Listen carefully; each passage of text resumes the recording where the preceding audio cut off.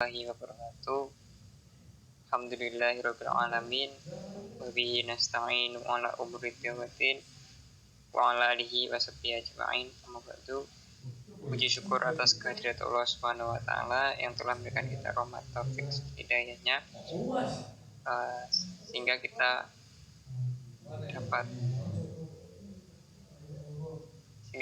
dalam keadaan walafiat saat ini. Salawat besertakan salam tetap kita curahkan kepada junjungan kita Nabi Agung Nabi Muhammad SAW yang telah membawa kita dari zaman jahiliyah menuju zaman Islamiyah hingga saat ini, dan yang kita nantikan syafaatnya di yaumul qiyamah. Allahumma amin. Oke, selanjutnya langsung saja di sini kami akan menjelaskan tentang budaya organisasi. Pengertian budaya organisasi. Pemahaman tentang budaya organisasi tentu tidak lepas dari konsep dasar tentang budaya yang merupakan salah satu terminologi dalam sosiologi yang dikutip oleh Agdon mendefinisikan budaya sebagai keseluruhan yang kompleks yang di dalamnya mengandung pengetahuan, kepercayaan, kesenian, moral, hukum, adat istiadat, dan kemampuan-kemampuan lain yang didapat seseorang sebagai anggota masyarakat. Linda Smirci menyatakan bahwa ada dua pendapat terkait dengan budaya organisasi. Pendapat pertama berpandangan bahwa organization is a culture, sehingga lebih menitik beratkan pada pentingnya penjelasan deskriptif atas sebuah organisasi. Sedangkan pendapat yang kedua menganggap bahwa organization is a culture. Dengan begitu, kubu ini lebih menekankan pada faktor penyebab terjadinya budaya dalam organisasi dan implikasinya terhadap organisasi tersebut. Menurut Sobirin, pendapat kedua ini lebih tepat diterapkan dalam kepentingan organisasi karena menitik beratkan pada kepentingan budaya sebagai variabel yang dapat mempengaruhi efektivitas organisasi. Kata selanjutnya yaitu karakteristik budaya organisasi. Ada 7 karakteristik utama budaya organisasi, yaitu yang pertama, inovasi dan keberanian mengambil risiko. Dalam hal ini terkait sejauh mana anggota didorong untuk bersikap inovatif dan berani mengambil resiko.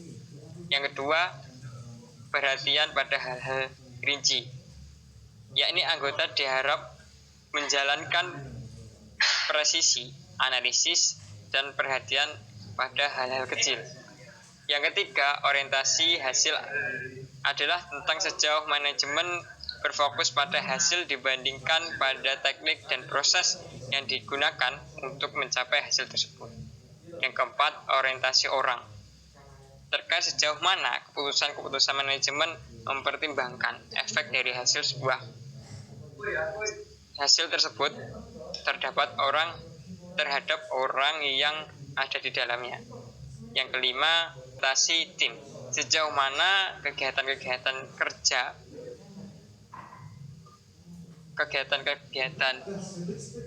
kerja organisasi pada tim ketimbang pada individu. Yang keenam, keagresifan. Terkait sejauh mana orang bersifat agresif dan kompetitif ketimbang santai.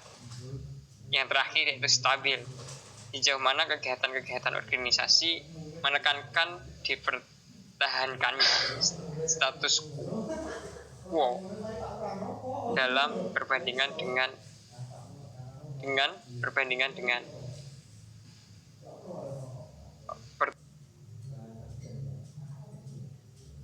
selanjutnya, yaitu mempelajari budaya. Dalam mempelajari budaya organisasi, ada beberapa tingkatan organisasi. Menurut Scans, apabila disusun dalam suatu skema bertingkat, maka topik suatu tingkatan budaya tersebut tersusun dari puncak tersebut. Yang pertama, artefak. Pada tingkatan budaya bersifat kasat mata, seringkali tidak dapat diartikan, semisal lingkungan fisik, organisasi, teknologi, dan cara berpakaian. Yang kedua, nilai. Hal ini sulit diamati secara langsung, sehingga menyimpulkannya yang diperlukan wawancara dengan anggota organisasi yang mempunyai posisi kunci atau menganalisis dokumen. Selain itu, nilai merupakan titik kerangka evaluasi yang dipergunakan anggota untuk menilai organisasi. Yang ketiga, asumsi dasar merupakan keyakinan yang dimiliki anggota organisasi tentang diri mereka sendiri, tentang orang lain, dan tentang hubungan mereka dengan orang lain, serta tentang hakikat organisasi mereka. Dalam lingkungan hidup manusia di mana dia berada, seperti nilai-nilai keyakinan, perilaku sosial. Selanjutnya itu menciptakan budaya organisasi yang beretika dan positif. Di era sekarang, memperjuangkan budaya organisasi yang unggul dalam lembaga pendidikan Islam merupakan sebuah pertaruhan dan kebutuhan. Berbicara kualitas, lembaga pendidikan Islam dari zaman ke zaman akan menghadapi kompleksitas permasalahan yang beragam dan kian rumit. Oleh karena itu, ruhul jihad sebagai salah satu core budaya organisasi harus terus dipertahankan dan dikembangkan implementasinya dalam berbagai aspek. Maka sudah semestinya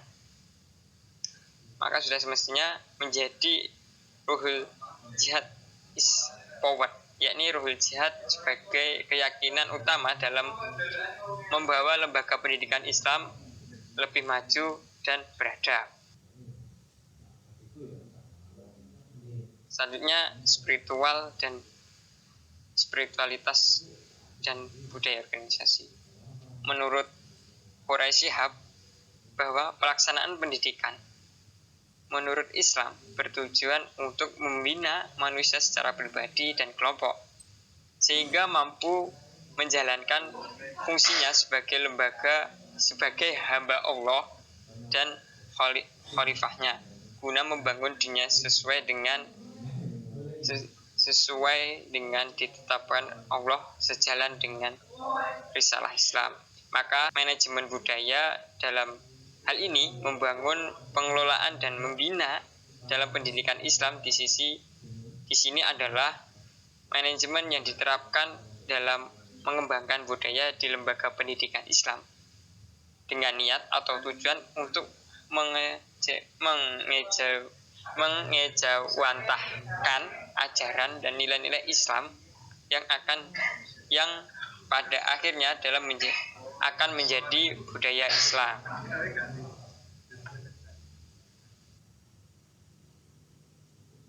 Mungkin cukup itu yang bisa kami sampaikan. Bila ada salah kata, kami mohon maaf. Cukup sekian. Wallahumma fiq ila aqwamit thoriq. Assalamualaikum warahmatullahi wabarakatuh.